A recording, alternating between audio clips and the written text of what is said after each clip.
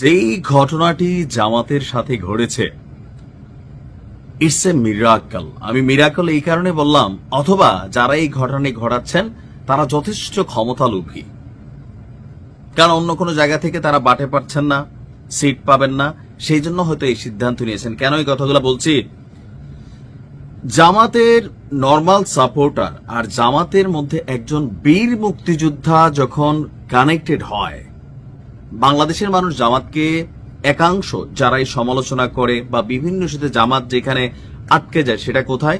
1971 পরবর্তী জামাতের প্রত্যেকটা কর্মকাণ্ডই এদেশের মানুষের কাছে এক মোটামুটি একটা পজিটিভ ভাইব তৈরি করছে। কিন্তু 71 ইস্যুতে যেই জামাত এখনো কনফ্লিক্টেড, সেই বীর মুক্তিযোদ্ধারা যখন জামাতের মধ্যে যোগ দিচ্ছেন, এটার ন্যারেটিভটা আপনি বুঝতে পারছেন যে জামাতের জনপ্রিয়তা আজকে কোন লেভেলে উঠছে, অথবা জামাত মুক্তিযোদ্ধাদেরকে কিভাবে কম্প্রোমাইজ করেছেন।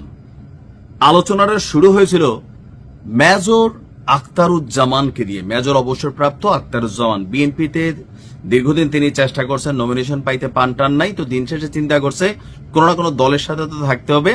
দিন শেষে তিনি জামাতে যোগ দিয়েছিলেন। ওখানেই শেষ নয়, আলোচনার দ্বিতীয় অংশ হচ্ছে যখন আমরা দেখছি যে জামাতে গতকালকে যোগ দিয়েছেন বীর মুক্তিযোদ্ধা রফিকুল ইসলাম। 1971 মুক্তিযুদ্ধ, জামাত ইসলাম যেখানে কনফ্লিক্টেড, সেইখানে কেন আজকের দিনে এসে হঠাৎ করে এরকম মুক্তিযোদ্ধা, শুধু না বীর মুক্তিযোদ্ধা, তারা জামাতের পক্ষে যোগ দিচ্ছেন? প্রকৃতি কি জামাতকে সহযোগিতা করছে? জামাতকে আসলে ক্ষমতায় চলে যাবে, অনেক সময় থাকে না যে সাবটেক্সট গুলো আপনার পক্ষে কাজ করে, অনেকটা এরকমই মনে হচ্ছে। কিশোরগঞ্জের ভৈরবে একজন বীর মুক্তিযোদ্ধা মোহাম্মদ রফিকুল ইসলাম গতকালকে আনুষ্ঠানিকভাবে তিনি বাংলাদেশ জামাত ইসলামীতে যোগদান করেছেন। গতকাল বিকেলে ঢাকার মগবাজারে জামাত ইসলামীর কেন্দ্রীয় কার্যালয়ে দলটির আমির ডাক্তার শফিকুর রহমানের হাতে ফুল দিয়ে তিনি জামাত ইসলামে যোগদান করেন। এই সময় জামাতের সহযোগী সদস্য ফরমও তিনি পূরণ করেন। আর তিনি আগে কে ছিলেন? বিএনপির সাবেক এই নেতা।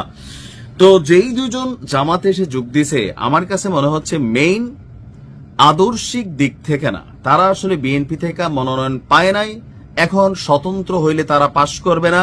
সো যেহেতু জামাত এই মুহূর্তে একটা হাইপ ভাইব ক্রিয়েট করে রাখছে, জামাতে আসলে তারা ক্ষমতায় যেতে পারে বা পাশ করতে পারে, তাদের নিজস্ব একটা ভোট ব্যাংক আছে, সেই সাথে জামাতের সাপোর্ট, দুইটা মিলা 2-4 হয়ে যাবে।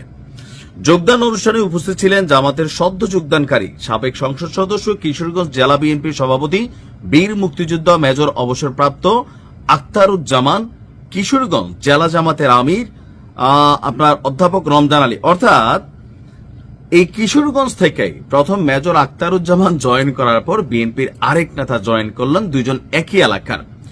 রফিকুল ইসলাম বিএনপির প্রতিষ্ঠা লগ্ন থেকে রাজনীতিতে সক্রিয় ছিলেন। তিনি ভৈরব পৌর বিএনপির সভাপতি হিসাবে দায়িত্ব পালন করেছেন। কিশোরগঞ্জের ভৈরব রফিকুল ইসলাম মহিলা কলেজেরও তিনি প্রতিষ্ঠাতা। এছাড়া হালিমা সাদিয়া মহিলা মাদ্রাসা, ফাতেমা রমজান সরকারি প্রাথমিক বিদ্যালয়, শহীদ আব্দুর রহমান কিন্ডারগার্টেন সহ বিভিন্ন মাদ্রাসা মসজিদের প্রতিষ্ঠাতা। 60-এর দশকের ছাত্র আন্দোলনের কর্মী রফিকুল ইসলাম ডাকসুর নির্বাচিত নাট্য এবং প্রমোদ সম্পাদক ছিলেন।